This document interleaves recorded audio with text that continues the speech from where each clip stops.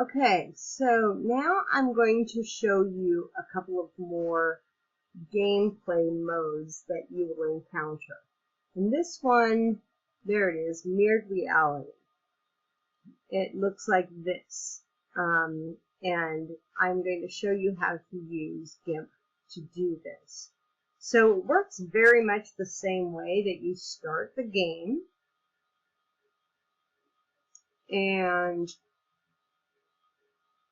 you want to clear off the screen as best you can. Now I'm going to pause this while I go through and try and do exactly that. Okay, so I cleared the screen and I didn't do a very good, a thorough job of it, I'm going to say. So, nope. So this is what I'm left with, and you scroll back and forth. I'm going to start here, and I'm running out of time. I've got 1 minute 30. So I'm going to hit Alt, print screen, and then I'm going to pause the game. Now I'm going to hit Alt and tab over until I get to GIMP, and then let go so that I'm back here. And I'm going to do Edit, Paste. And I'm going to adjust this down to 66.7% so I can see the whole screen.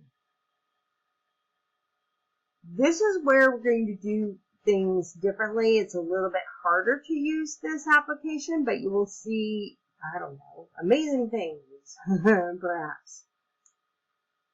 I have 8 things I need to spot the differences on. So I have my picture here. It is this layer. I have to give this layer a name in order to do the next steps. And I'm just going to name it 1. So I have to double click here, and that means that I see that my text is highlighted, and I'm going to type a 1 in here. Doesn't matter what you call it. It could be A. It could be whatever you want. I use 1.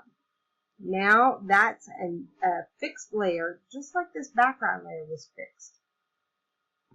If I did Alt paste again, sorry, that was a control, it's just pasting a new layer on top of it.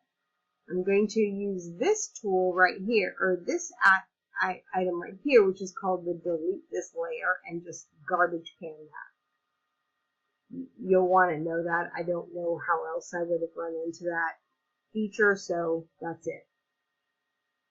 Now if I click on this layer and I right click the layer, I get new options here, and what I want to do is duplicate it. And this is why naming it also helps with like a 1, because it just says this is another copy of 1. Alright, so now we want to make sure that the blue line here is highlighting the layer on top. And we want to change its opacity to something like 77%, somewhere in here. You can find that you like different opacities. I like around 77 because when I click it, it happens to show up and it's about right. So somewhere in here.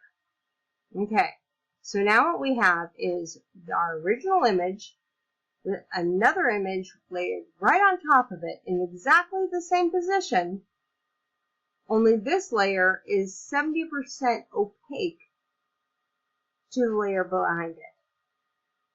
The next step we were going to do is, since we're working in layers, we're going to go to the layer menu.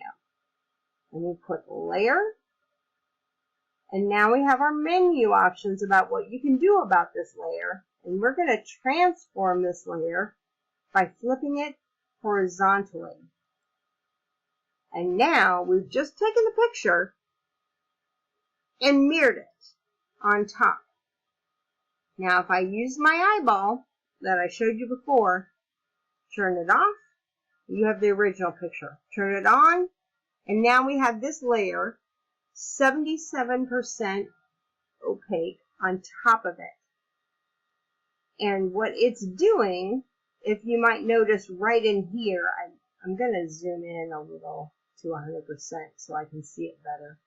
Somewhere in here, when I click this, I'm seeing a change. So I'm seeing something here, something here.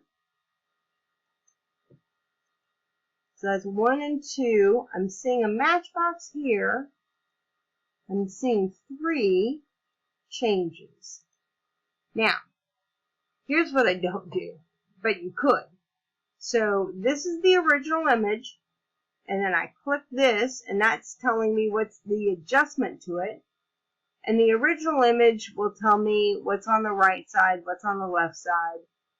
And if I turn it on and it disappears, that means it's on the opposite. I can keep track of that. I just don't. I keep track of what's changing, and then I go back and I look for it. So there's a matchbox somewhere, left or right.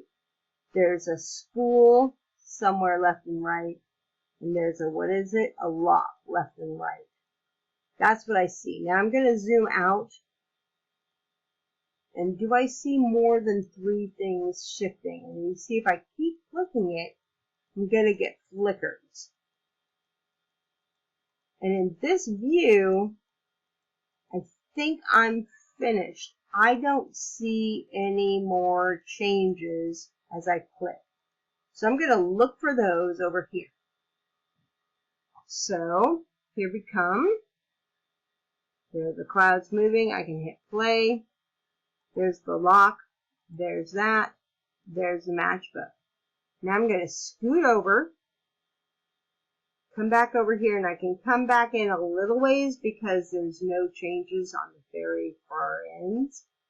Hit my Alt, print screen again, pause, Alt, and then the Tab key to go back to GIMP and do Edit, Paste. Now I'm floating. In this case, this is the second side. So I'm going to double click here to give it a name, and I'm going to call it 2. And then I'm going to right click on it, and I'm going to duplicate that layer. I'm going to change the opacity to about 77. There we go. And then go Layer, Transform, Flip horizontally again. So now I have my same view. And now I'm going to go back to 100%. And this says I need 5. Well, I could turn this off to make it easier to see. I need 5 things here. That's a lot. Again, try and clear your screen as best you can. I was left with 8 things.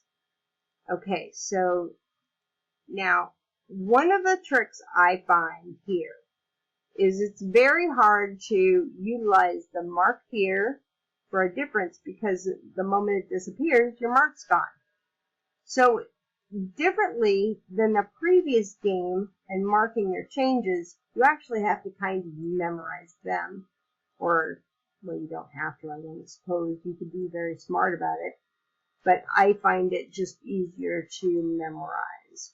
So I can see here 4 right now. There's one thing right there. There's a whistle, maybe it is. There's this thing. There's strawberries and a butterfly. Oh, and there's dice. So that's all my 5. So dice, strawberries, butterfly, game, and a whistle. And I'm just trying to memorize this. And I come back to the game. And there's the dice. There's the strawberries. There's the butterfly. There's the game. And there it is. That's the, oh, it was a bell. And that's how you finish. Going from one to the other with that particular mirrored reality choice.